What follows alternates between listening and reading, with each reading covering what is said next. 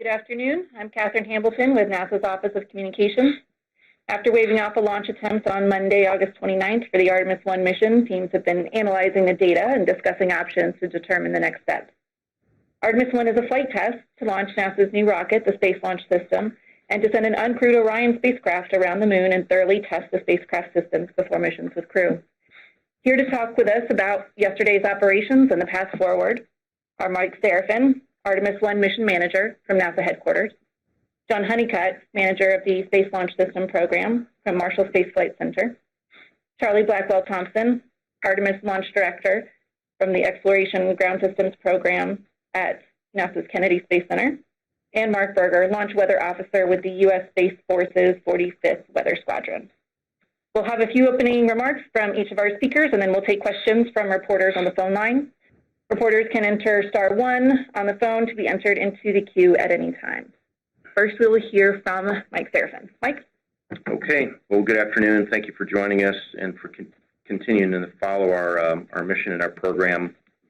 As you'll recall from yesterday, we had a couple of challenges that we encountered, and that ultimately ended up in a scrub of the first launch attempt for Artemis 1.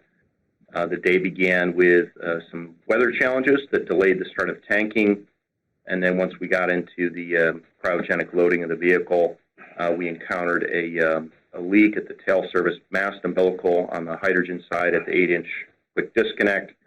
The team managed to work its way through loading the core stage and the upper stage in spite of that leak, and we got a fully loaded vehicle and went into the engine bleed demonstration and attempted to do the thermal conditioning of the RS-25 engines, but we were unable to get the engines within the thermal conditions required to commit to launch. That was something that we knew about coming out of the agency flight readiness review, that we would demonstrate that the first time in the launch countdown, and we knew that that was a risk to being able to successfully attempt a launch that day. In combination with that, we also had a vent valve issue on the core stage, and it was at that point that the team decided to knock off the launch attempt for that day. Since that time, the team has rested, and along with thousands of others, our operations teams, our engineers, and you folks on the call that we're here to follow the mission, folks got a good night's sleep. We came back and reviewed the data from Monday's launch attempt and met today as a mission management team with our operations and engineering teams at 3 p.m. Eastern Time, and here's what we agreed on. We agreed on what was called Option 1, which was to operationally change the loading procedure and start our engine chill down earlier. We also agreed to do some work at the pad to address the leak that we saw at the hydrogen tail service mast umbilical, and we also agreed to move our launch date to Saturday, September the 3rd. We are going to reconvene the mission management team on Thursday, September the 1st, to review our flight rationale and our overall readiness. So that's where we got to today, and I'll turn it back to you, Catherine. Thanks. Next, we will go to John Honeycutt from the Sls Program. Okay, thank you, Catherine. Yeah, I know we were all looking forward to having a launch yesterday, and I can assure you there's nobody more ready than to go fly the rocket than I am. We did run into some issues that we couldn't get dispositioned in real time yesterday and get to T0 in the launch window. As you've heard, we were doing what we call a Kickstart bleed test yesterday during the test that we had planned on doing during the previous wet dress. We were unable to do that in the previous wet dress because we ran into a hydrogen leak at the 4-inch bleed quick disconnect that the team has since repaired. And so we're in the mode now of processing the data that we got and updating our approach prior to the next launch attempt. And so I'm confident with where the team's headed. I've spent most of the day with the team. The team's been looking at data last night and looking at data today, and based on what we've done with the core stage and the 4 engines at the Stennis Space Center for the Green Run test, I've got a lot of confidence in the design of the rocket. For good reasons, we did implement some differences in what we did during the Green Run. As of today, and based on the data that we've got, we think we can do something like what we did at the Stennis Space Center and put ourselves in a better position for launch. If we'd have gotten this data in the wet dress rehearsal number 4, we would be doing exactly what we're doing now. And so, as you heard Mike mention, and we talked it at our FRR, this was something that we were unable to do in wet dress rehearsal number 4, and it was a validation test that we needed to do. And so we've got a path forward to get where we need to get to support the next launch attempt. So, Catherine, I'll turn it back to you. We'll go to Charlie Blackwell-Thompson next, our launch director. Thank you, Catherine. Good evening, everyone. Let's see. I'll start off and talk a little bit about our launch countdown launch attempt yesterday, and some of the events and that went into that, and then also some of the issues that we observed. So around midnight, midnight on Monday, our team was right on schedule to start the cryogenic loading operations. The improvements that we made from wet dress with regard to what our timelines look like and our loading procedures all worked very well, and we were right where we wanted to be. We got delayed a little bit because of weather, and we certainly have weather restrictions, and I'm sure that Mark will talk a little bit about that.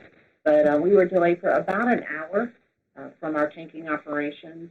Once we got going around 1 or so in the morning, we began filling the core stage. Of course, we start out with LOX and then move over to hydrogen. During the course of the LOX load, the lessons learned from our wet dress attempts were great. We didn't have any issues. The improvements that we made in our loading timelines as well as our software, we really didn't talk about anything LOX related yesterday. We did get into hydrogen. Our chill down was all nominal. Our slow fill was all nominal. When we got into fast fill, we did notice that we had an indication of some hydrogen in the TSMU purge can, and the team was able to adjust the flow rate during that operation and manage our way through the loading ops. But we did see some indication of a leak in the purge can. We managed through that. We really had a fairly uneventful upper stage load, so that was good. We got through our upper stage loading, and then, of course, as part of our plan was once we got to replenish on the core stage, we were going to do what we call the Kickstart bleed. And we put those operations into work, and we did see that we had one engine that was reading a little bit out of family from the others. I know we're going to talk a little bit more about that. And so we had initiated some troubleshooting to try to resolve that, to try to bring that temperature back in family with what we were seeing on the other engines. Ultimately, that was not successful, and when we started to look at that, along with the timelines for additional troubleshooting, we were really outside the bounds of being able to attempt to launch attempts within the window, and we went ahead and called the scrub for the day. The team did continue to do some data evaluations after that, gather some data at cryogenic conditions, and then a little bit later in the morning, we got into our drain operation. So since our scrub ops, our team has finished up our safing. Vehicle was drained, and we spent some time today talking about our go-forward plan and put that together. And I know we're going to talk a little bit about that. I know John's going to talk a little about the engine piece. I'll talk about some of our near-term activities related to the LH2 TSMU and the leaks that we saw there. We do intend to go ahead and, at the pad, open up the purge can on the back of that plate and take a look. We want to do some inspections. We want to do some retorques, and we also want to make a change relative to the purge going into the plate. And we can do all that while we're out at the pad. We're already getting access set up to start working on it. All right. Next, we'll go to Mark Berger, our launch weather officer. Good evening, team. So kind of recapping what happened yesterday. The first issue arrived just before tanking. One of the constraints that we have weather-wise is that the threat of lightning within 5 miles of the pad must remain at or below 20%. Given some thunderstorms developing offshore, I wasn't comfortable with that threshold being met and offered a 40% chance of lightning within the pad. And those conditions continued for roughly an hour, delaying the tanking. We did not ever actually register lightning within 5 nautical miles, but we did have it about 7 or 8 nautical miles from the pad at closest approach. And so from that point onward, for a good balance of the remaining of the tanking, weather was pretty quiet. However, shortly after sunrise, we did start seeing on radar new showers and storms developing to the southeast, and those were being moved northwestward, and unfortunately did enter our constraint violation for weather right about the time that our launch opportunity T0 commenced. We were no-go for various weather concerns for roughly 3/4 of that window. However, we did clear all weather violations in the last 1/4 of the window after the launch attempt had already been scrubbed. Looking forward to Saturday, weather will be a little bit different than what we experienced yesterday. We will have a fairly strong onshore flow, and so that does favor showers and possibly a few thunderstorms moving in from the coast during the morning and early afternoon hours, so we'll have to watch that as far as tanking. But otherwise, typically with that kind of regime, we tend to have the sea breeze pushed well inland, and that's the main focus for shower and thunderstorm development during the afternoon, including the window. So I'm optimistic that we'll have at least some clear air to work with during the afternoon attempt on Saturday. However, again, the probability of weather violation at any point in the countdown still looks to remain rather high, just again, given the moist air mass and that fairly moist fetch of showers coming in off of the ocean.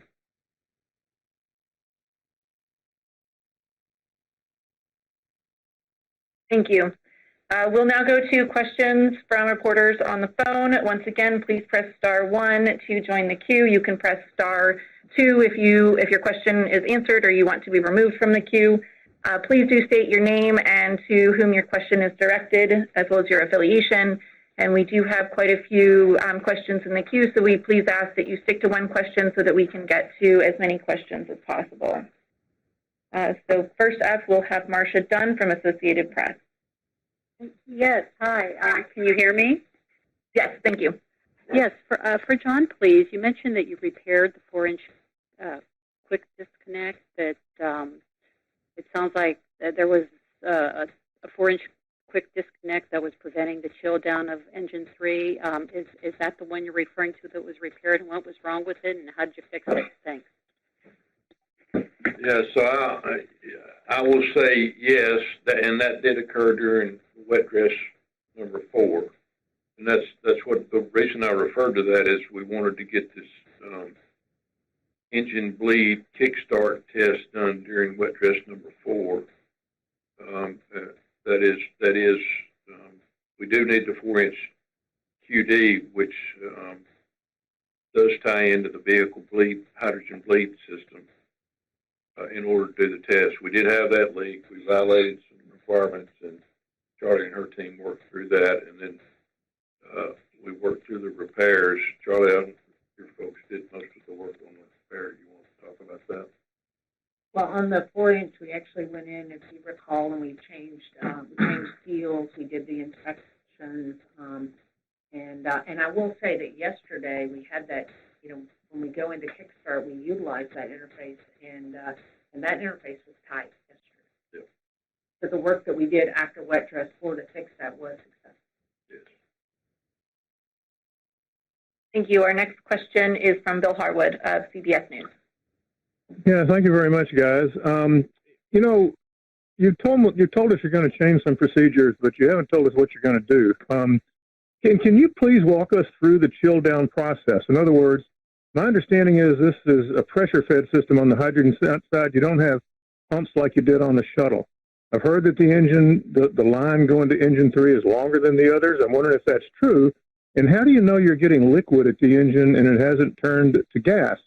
I just want to know how that process works, because I don't understand how you're going to get the engine back in the box you need for launch. If you could give us some of those details, I'd really appreciate it.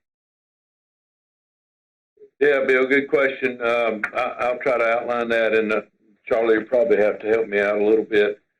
But the configuration we've got is a lot like shuttle in the main propulsion system, with a couple of exceptions. One, we've got 4 engines instead of 3.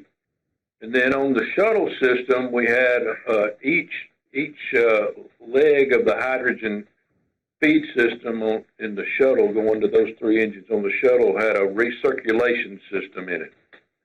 So that enabled us to get that warm gas pumped back into the hydrogen tank, and then it ultimately boiled off. From a hydrogen loading perspective, it's pretty much the same as we did in shuttle. We go through a phase where where Charlie and her team chill down the facility, and once we get into that, we start into the vehicle chill down, then get into the slow fill, transition into fast fill, then transition into topping, and then ultimately get into replenish in a vented phase. And so the design change from shuttle to SLS and the NPS system that gets us to where we need the bleed system is we're carrying all. We want to take that heat out of the engines and overboard. So instead of being able to dump it back into the hydrogen tank, let the hot hydrogen boil off and go to the top of the tank and out through the vent, we're sending that heat that comes from the engines out through the ground vent system. So that's the big difference in the configuration and how we load. Now, what we wanted to do in this engine bleed Kickstart was use some temperature data on the vehicle to validate that we got good temperatures, liquid hydrogen flowing through the bleed system on all the engines. Engine 3 obviously is further away. It's the furthest one away from the bleed connection to the ground. However, we designed all 4 bleed lines that tie into the system manifold to have the same resistance as each other. So we don't see any difference in that's driving anything specifically for engine 3. Now, what we saw in the test yesterday, we wanted to drive all the temperatures down to roughly minus 420 degrees Fahrenheit. And we didn't get there on any of them. We got close on engines 1, 2, and 4, but we didn't get there on as close on engine 3. We isolated 3 to itself by closing the pre-valves on 1, 2, and 4, where we had flow going just through engine 3, and we still didn't get a good temperature measurement. So ultimately, what we're seeing is some positive data in the pressure measurements that we're seeing. Some goodness on 4 of the engines, and a temperature that's just seems totally out of bed on engine 3. So we are questioning the fidelity of these sensors. These sensors are not flight instrumentation. They were designed only to be development flight instrumentation, and so we're a little bit concerned about one of those sensors. But one thing I can tell you is that we're really seeing some goodness in the data and what the physics is telling us, in that when we do establish that bleed flow in the vehicle and out through the umbilical into the vent line on the ground, we're seeing good cold liquid hydrogen. So then I'll tell you the other thing that's different about what we did at Stennis and what we did here at KSC yesterday. At Stennis, we initiated the bleed test early on in fast fuel. The engines weren't as chilled down as they were yesterday, and we did get good results. However, we did have a little bit higher fidelity instrumentation on the ground during the test at Stennis. That is the only operational difference in what we did at Stennis versus what we did here yesterday. Now, the reason we waited to do the Kickstart test yesterday is, and you've heard Charlie talk about how precious her commodities are in LOX and hydrogen, is the technical team felt like it was all in the direction of goodness to wait until we got into replenish. We would have a full hydrogen tank and have it nice and cool and densified, so that when we did run the bleed test, we would be even in better shape. The engine bleed system is different also. That since we did have to redesign the vent relief system as part of the engine bleed system after the green run, because we realized we didn't have the right tubing size to meet the maximum working pressure for the design. Changed it out to a bigger line. Bigger line intuitively is goodness. Also, there's a difference in Stennis and here at KSC. We had a smaller hydrogen vent line on the ground, and here at KSC we got a larger vent line, and it is insulated. So all those things are in the direction of goodness of having good cold fluid. I think where we are today is, I think we've got enough data to put the story together, but we've still got to go put the pieces together. Charlie, you want to add anything to that? I can't think of a thing to add, John. Thanks, John. Our next question is from Chris Davenport of the Washington Post. Yeah, thanks. And thanks, John, for that explanation. That helps a lot. I guess I'm just wondering if it sounds like the main thing you're going to change is to start the bleed test earlier, like you did at Stennis. So I'm just curious how much earlier you will start to do that. And if I'm hearing you right, it sounds like you had liquid hydrogen going through that engine 3. It reached the engine. You just weren't getting the temperature somehow that you wanted, and maybe that was a bad sensor. Is that right? What I'm telling you is the data on the ground side looked that way, but on the vehicle side, especially for engine 3, it did not reflect that. And Charlie, you need to probably answer the one on the timeline if you think you can. I think you get better off at that than I am. Yeah, so I was actually just pulling out my bar chart to take a look at exactly how much further. John mentioned, right, we go through various phases of loading. We go through the fast fill, then we go through topping, and then we go through replenish. I'll get you a time here. Just let me do some quick calculations. But we will be pulling that back earlier into the fast-fill operation, somewhere, in and around the 15 to 20 minutes in. So, I mean, it will be coming back for some period of time. And like I said, so give me just a minute before we end this. I'll give you where I think how much earlier that is. Thanks, Charlie.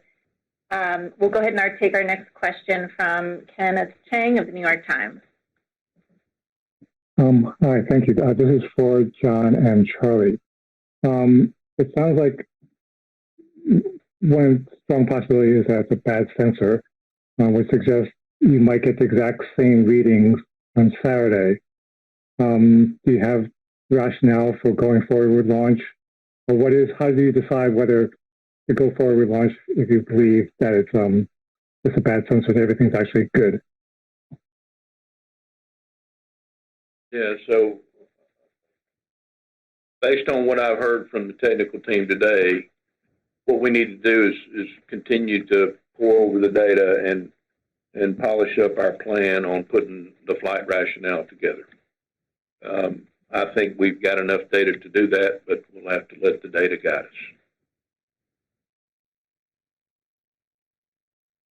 All right, thanks. We'll take our next question from Irene Klotz of Aviation Week. Thanks, Catherine. So, John, just to clarify, you're saying that you think that if you had done the Kickstart prior to the LH replenish yesterday, you might not have had this problem?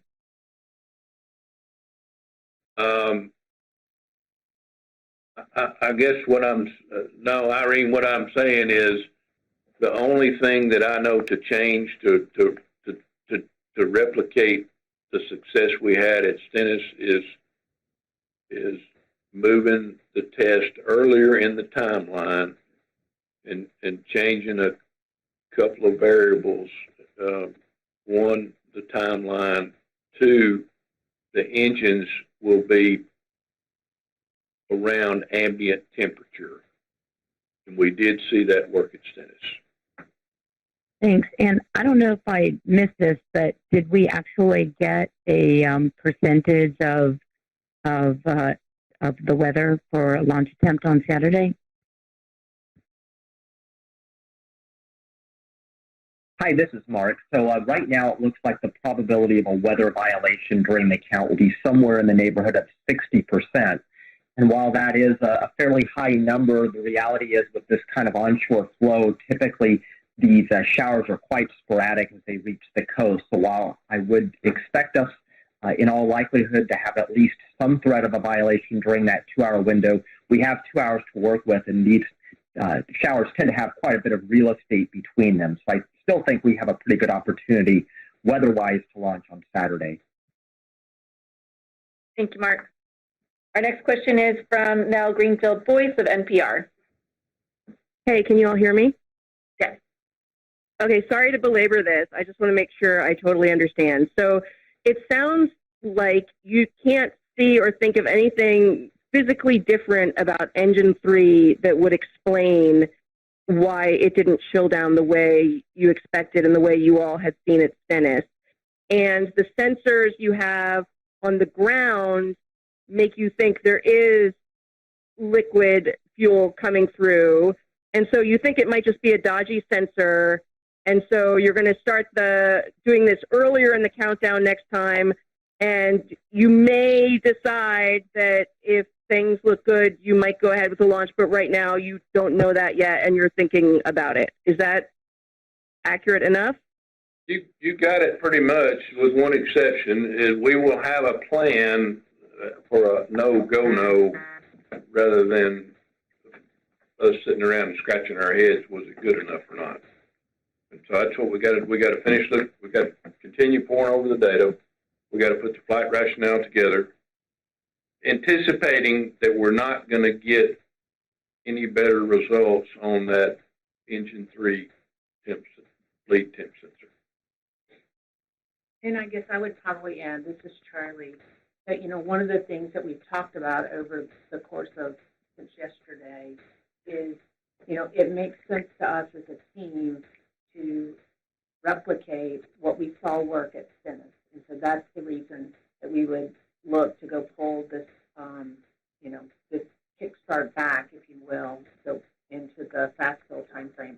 looked that up while we were talking, and that does mean we would do it about 30 to 45 minutes earlier than we had done. Thanks, Charlie. Our next question is from Kristen Fisher of CNN. Thank you. 2 questions. One is just kind of scheduling. Can y'all please confirm the exact launch time for Saturday, the length of the window, and if Saturday is scrubbed due to weather, when the next launch attempt would be? And then I have one more quick one, please. Hi, Christian. Yeah, so the launch time for a Saturday attempt would be 2:17 Eastern time is the window open, and it's a 2-hour window. And I'll turn it over to Charlie to talk the scrub turnaround. And so the scrub turnaround, as always, will be driven by the reason that we scrub, but assuming that it's a weather scrub and we're not looking at any kind of technical issues, it's just commodity turnaround, and we could be ready as soon as 48 hours later. That would put a Saturday, Monday in play. Thank you. Our next question is from Micah Maidenberg of the Wall Street Journal. Hi, can everybody hear me okay? Yes, we can. Okay, great.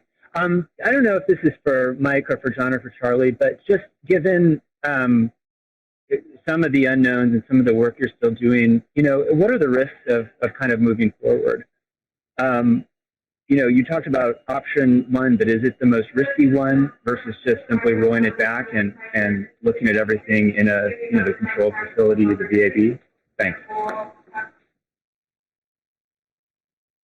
Yeah, so Micah, we did kind of talk about the spectrum of options, and we are at the pad right now, and the rollback scenario could have essentially put us in the exact same posture that we find ourselves in right now, which is we may just need to change the operation slightly and the cryo loading slightly, as well as address this tail service mast umbilical leak, and we can do that at the pad or in the VAB. So we elected to proceed to do that at the pad. The other option that we discussed at length was whether or not we should do a dedicated test associated with exercising this hydrogen bleed, and there were some pros and cons to that. The cons were that it would put additional cycles on hardware with limited benefit. There was some benefit from an engineering standpoint, but in terms of our ability to execute the operation and get to a successful launch attempt, there were limited merits to doing that. I don't know, John, if you have anything to add on that, but we did kind of talk through that spectrum of options. Okay. Our next question is from Ramin Skiba of Wired Magazine. Hi, thank you. I have a dumb question. I guess this is for Charlie or Mike, but I just want to know exactly what is an engine bleed, and is that the issue that has led to a Saturday rather than a Friday launch attempt? Yeah, so this is John. I should probably take that one. Yeah, and so what you want to do in a rocket engine system that uses hydrogen as a fuel and oxygen as an oxidizer is you need to establish a way to make sure you chill down the engines. And so in kind of auto racing, drag racing type terms, you don't ever see those cars go out on a racetrack or a drag strip without a good period of warm up. And we're similar to that, but what we need is to get the engines nicely conditioned so they're cold. And the way we do that is we send the liquid hydrogen out of the hydrogen tank to each individual engine that has its own bleed system, which is used to take the heat out of the engine as we chill it down. Okay, thank you. Our next question is from Michael Greshko of National Geographic. Hi, thanks for doing this. Yesterday we heard that you all were aiming for a chill down to those engines to 500 degrees Rankine, or just above 40 degrees Fahrenheit. John, could you speak to how close the engines actually got to that, as reported by the SLS sensors? Not just engine 3, but 1, 2, and 4 as well. Thanks. Michael, this is Mike. I'll just say right up front, I misspoke on that one, and then I'll turn it over to John. I misquoted a number, and I shouldn't have done that. Yeah, so where we wanted to go was approximately 40 degrees Rankine. I mentioned earlier we converted that to Fahrenheit for folks, and so it's minus 420 Fahrenheit. Engine 3 was probably about 30 or 40 degrees warmer than engines 1, 2, and 4, and I'm kind of just pulling it off the top of my head without looking at the data plot, but I'm kind of thinking that engines 1, 2, and 4 were probably around minus 410, something like that. Yeah, so 1, 2, and 4 are pretty close. Temp sensor on engine 3, its indication was a little bit warmer, 40 degrees warmer. So about minus 380. Thank you. All right, our next question is from Tom Costello of NBC News. Hi, guys. Good afternoon, and forgive me for re-asking one question. Somebody's cell phone, maybe mine, distorted at the very moment you were talking about what happens if you don't go Saturday. So could I ask you to indulge me? What happens if Saturday ends up not being a possibility? Thank you. Hey, this is Charlie. I can take that one. You know, with all scrubs, it depends on the reason you scrub. That really drives your turnaround, but provided that it was a weather issue, we are driven by replenishment of our commodities, hydrogen being the primary driver, and we could go as soon as Monday. So 48 hours in our turnaround. Thanks, Charlie. Our next question is from Jeff Faust of Space News. Good evening. Question for John Honeycutt.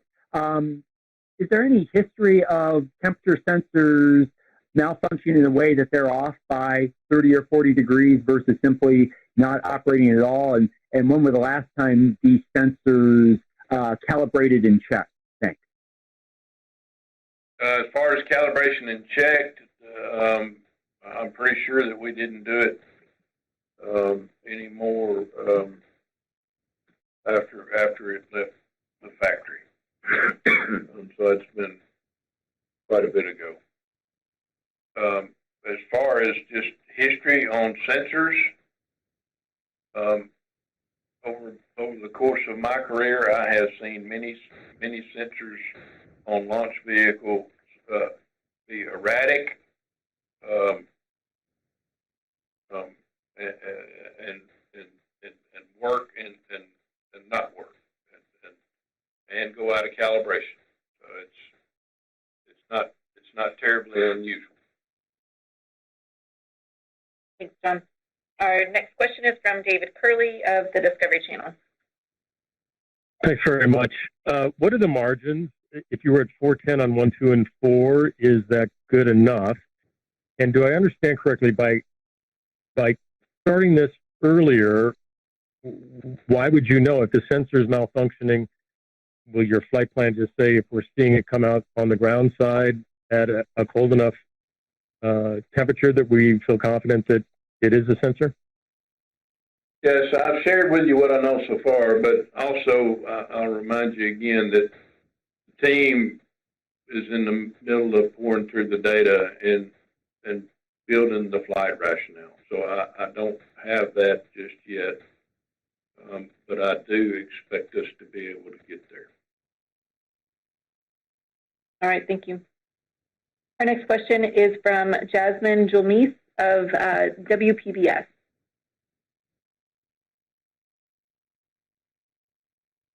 Looks like we lost Jasmine, so we'll go to Eric Berger of Ars Technica. Hi, thanks for doing this. A couple questions.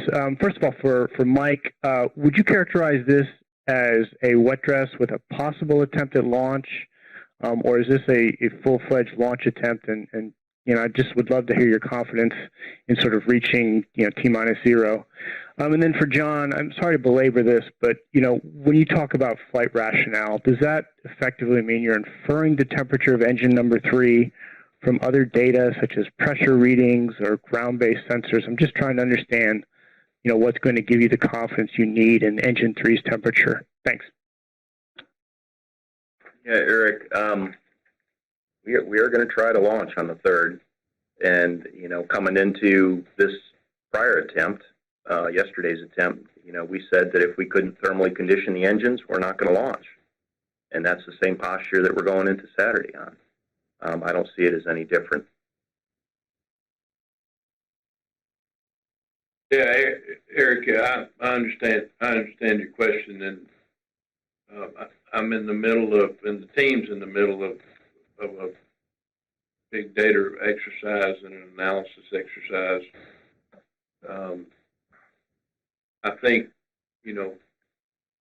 we understand the physics about how hydrogen performs, and it's not the way the sensor is behaving. It doesn't line up with the physics of the situation, and so we will be looking at all the other data that we have to use it to make an informed decision whether or not we've got all the engines chilled down or not. Thanks, John. Next question is from Joey Roulette of Reuters. Thanks. I guess this is for Mike or John. What, if anything, I guess, would warrant calibrating and checking those faulty sensors, and what would that entail, or how long would that take? And also, what is going to be done, I guess, to address the leak in the tail service mast? Thanks. Yeah, so Charlie probably can speak a little bit to both of them, but I do think an R&R of the sensor would cause us, we'd have to do a rollback to that to get access into the engine section. And R&R of the sensor would, while we can gain engine section access out at the pad with some temporary access, it's likely not ideal. So that would be, I would say, some impact that would take us outside of launch period 25. With respect to the tail service mast and that purge can, as I said, we are already putting the access up at the pad to get into that. We believe that once we get access, we have about a shift and a half, 2 shifts worth of work, and then of course we have to button everything back up. But part of that work is to go in, check the torques on that flange, do an inspection, see if there's anything there, do some leak checks on it, and then we're also making a purge modification in that area. And that's remove and replace for the R&R, correct? Thanks. Our next question is from Alicia Stowers of Nashville. Hi, thank you. A question for John Honeycutt. So if you're questioning the integrity of this sensor, is there a potential to replace the sensor? Was that discussed, rather than trying it again, possibly getting another off reading, and then, still not knowing if the temp is really off? Thank you. Yeah, so as we mentioned, replacing the sensor at the launch pad would be tricky. Charlie just told us that we could get access, but it's not ideal. So the only alternative there is a rollback. What I would like to do, and what I plan to do with the help of the team, is put us in a situation that gets us the data we need to know that we've got the engines chilled down appropriately and go fly using the data that we've got access to today. Thanks. We've got time for a couple more questions. We'll go to Emily Speck from Fox Weather next. Hey, thanks for taking my question. My question's for Charlie.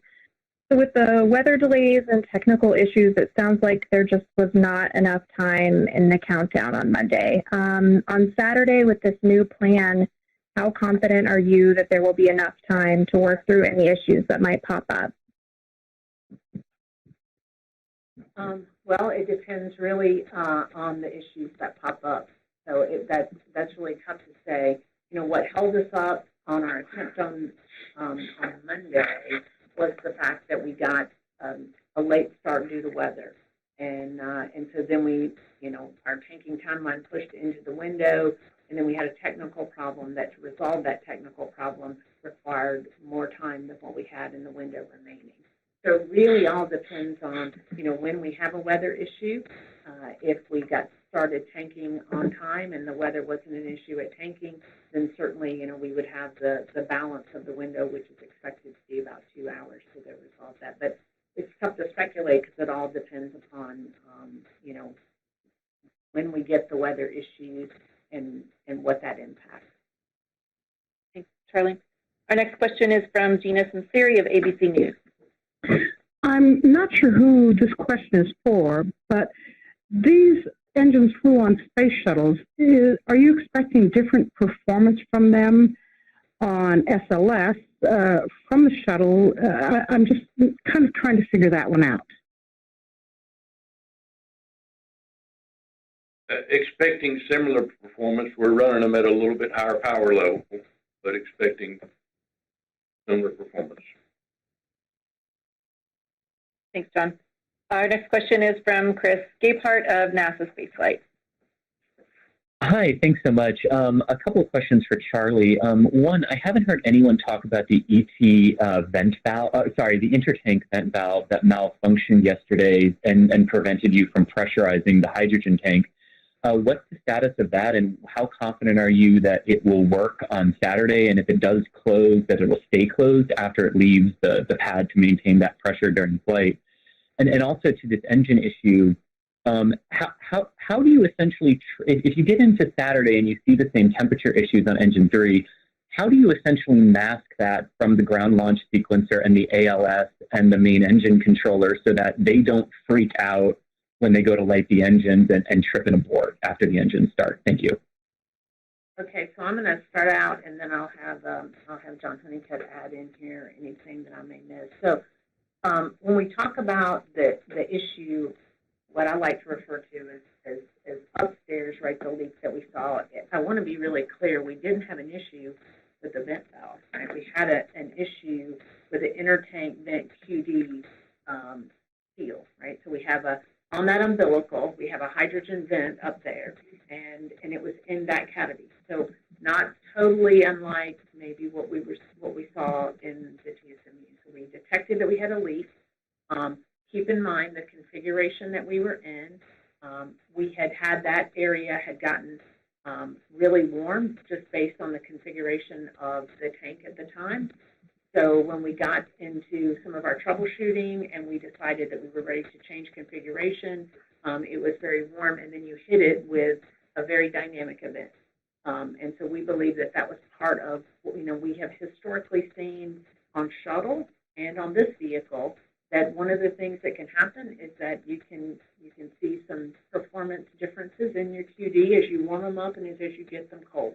In fact, that's one of the ways in which we troubleshoot when we have a leak, is we allow something to warm up and then we hit it with some colder cryo temperatures and see if we can get like a QD to reseat that way. That's part of our troubleshooting plan.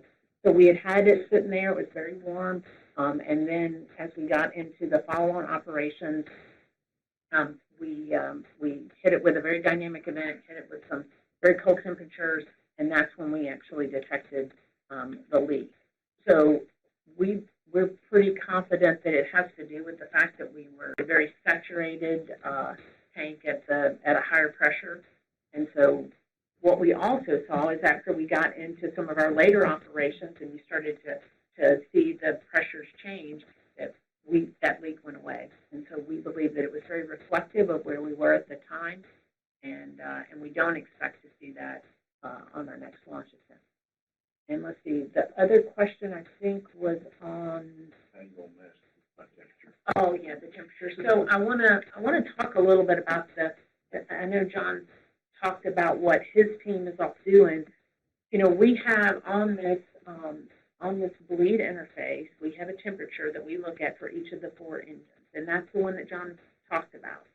We also have a temperature on the ground side, right, that is what we would call downstream of those bleed interface temperatures that are on the vehicle. And we have other temperatures and pressures, across the engine. So there's a suite of data. And so what John's team is looking at, and what our team is looking at with his team, is what set of data do we have available to us, not just limited to the single piece of instrumentation, that can help us establish that we have good flow across those engines. And once the team has reviewed that and they brought that forward, then we would implement that as part of our plan.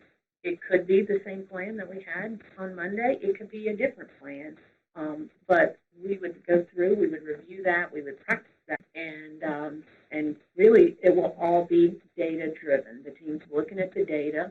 They will come forward if there are any changes to this particular launch commit criteria, and then we, of course, would go look at how to implement that within the ground launch sequencer, and we would go practice that within Fire Room 3. Thanks, Charlie. And that's actually all the time that we have for today. Thank you all for joining us. You can listen to a replay of this teleconference online shortly. It will be posted on the Media Resources tab at nasa.gov/Artemis-1. And you can watch a live stream of the Rocket on the Pad at the KSC Newsroom YouTube channel. And, of course, you can follow along and learn more about the mission at nasa.gov/specials/Artemis-1. Thank you all again, and have a good evening.